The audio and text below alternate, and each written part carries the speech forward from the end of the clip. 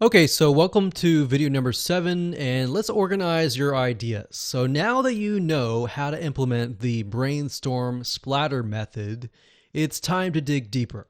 Let's organize your questions and answers that we figured out earlier, and based upon that, let's expand on that and make sure that we have everything ready to go so that when we begin the mock-up process, it's going to be easy to see the layout, everything step by step, the question, the yes or no, or whatever that is going to look like in your chatbot.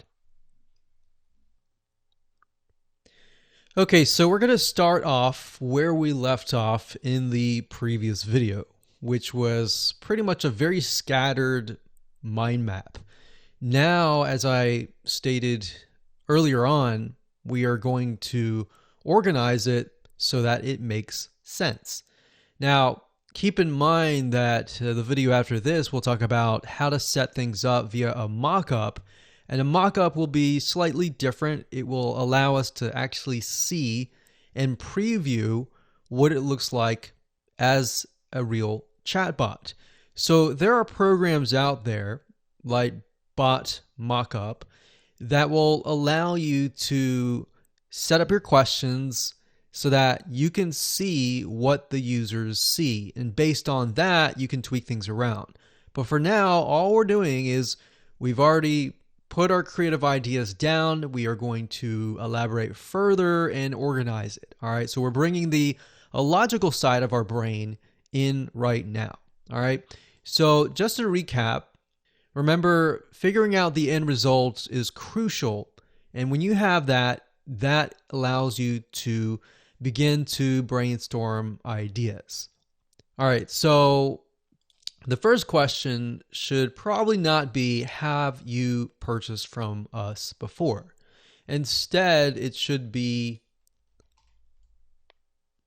something of, hey, first name. And fortunately with Facebook, they do have placeholders, so you can insert the first name to customize it. And customizing it and making it more personable is very, very important, because you never want people to feel like they're a robot or you are a robot, even though you are.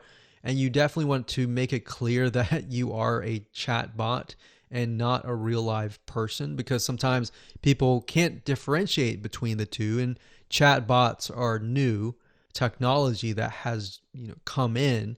Once you're transparent and you're upfront and honest, they tend to trust you. So we can say, hey, first name, how would you like to XYZ?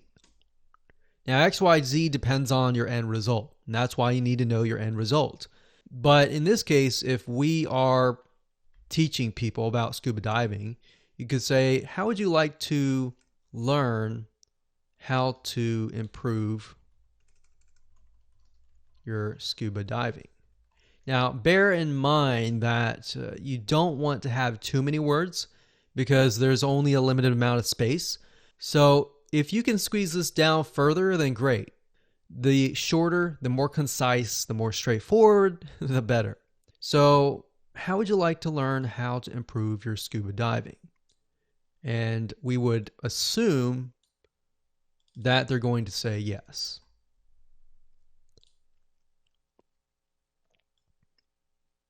If they say no, you could say something like, well, how can I help you? Would you like to have you purchased from us before or whatever, and all that? Or you could say, hi, first name. How would you like to learn how to, or hey, first name, I would like to help you improve your scuba diving. And then you could say, to better help you,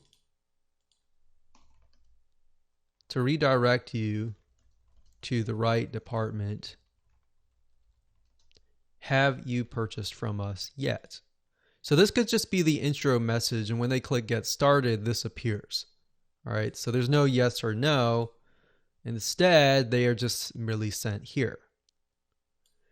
So they're sent from here. to here.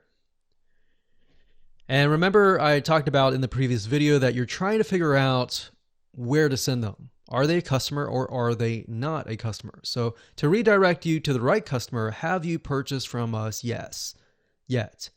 So we have yes. If it is yes, they are a customer. If it is a no, they are a prospect. So let's go ahead and work on the customer side. So scrolling over here, this is a customer. And if they say, yes, I have purchased from you, say, thank you for being a loyal customer. One thing we found that works really well is to always thank them, because nowadays people don't thank enough. So thank them for being a customer. Thank them for, sticking by you. So say, thank you for being a loyal customer. Always put their name in there, first name. How can I help you? So in this case, you could give them a number of choices. You could give them a choice such as maybe customer support. And over here, you have live customer support chat. So you could send them here, or you can give them another option and say, you want to know about the latest products and updates on the products? Click here, send them there. And that could be an article. So as you can see in this light, this is not really a yes or no question. It's more of a choice. And then based on the choices that they choose, you can redirect them somewhere else. So updates on the latest products, from that point, you could send them to product reviews, or from this point, you could send them to social proof, and you could send them here.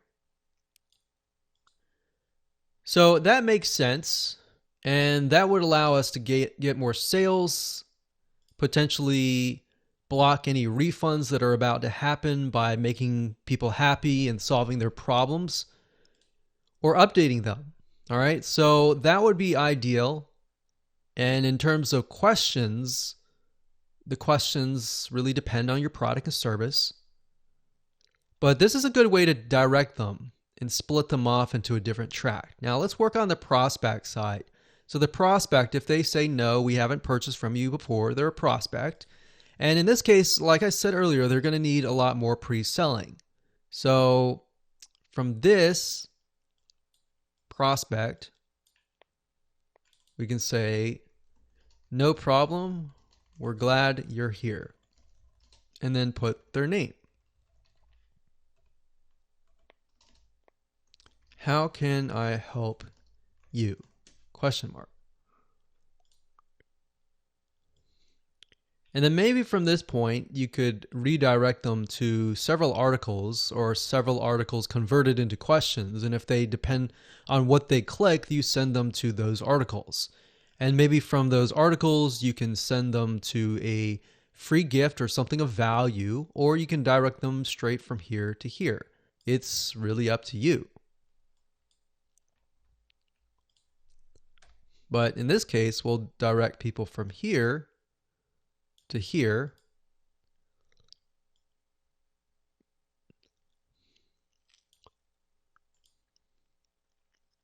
And maybe from here, we could direct them to a special deal or a discount. So eventually we want to convert these prospects and get them over to the customer over here. And because they are prospects, they're going to need a little bit more pre-selling, and of course they're going to need social proof.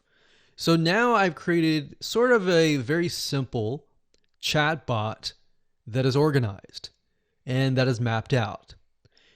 Next, what we're going to do is we're going to use a mock-up software to get a better idea of what this looks like, because this is not exactly the mock-up yet. It's just an organized bird's eye view, rough draft. So we're going to take this and we're going to make it look like a chatbot. So that way, you're going to be able to see the ins and the outs of the project. You're going to be able to see any issues with the chatbot by following this process. All right, so let's move on to the next video.